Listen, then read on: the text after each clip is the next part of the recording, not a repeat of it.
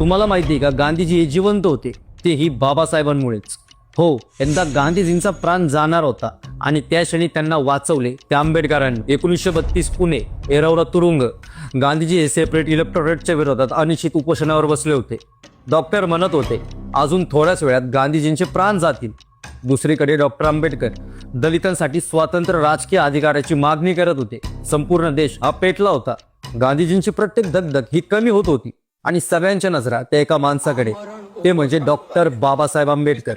आता इतिहास सांगतो, कस्तुरबा गांधी या रडत रडत बाबासाहेबांना म्हणाल्या, कृपा करा आंबेडकर, मोहनचंद्रांना वाचवा. काही कथांमध्ये इतकंही म्हटलं जातं ते त्यांच्या पायापर्यंत झुकल्या होत्या.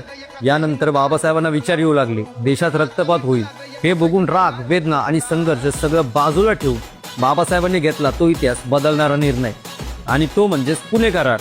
या तरतुदीने गांधींचं उपोषण थांबलं आणि डॉक्टरांनी सांगितलं गांधीजींचे प्राण वाचले. म्हणूनच इतिहासकार सांगतात, Gandhi survived because Ambedkar was compromise. मित्रांनो, एकाचा प्राण हा दुसऱ्याच्या त्यागामुळे वाचला. लोक म्हणतात आंबेडकर आणि गांधी एकमेकांचे विरोधक होते.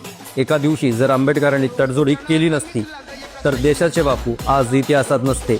हेच आहे सत्य, जे लोकांना ऐकायला आवडत नाही. पण इतिहास हा कधी खोटं बोलत नाही. जय भीम.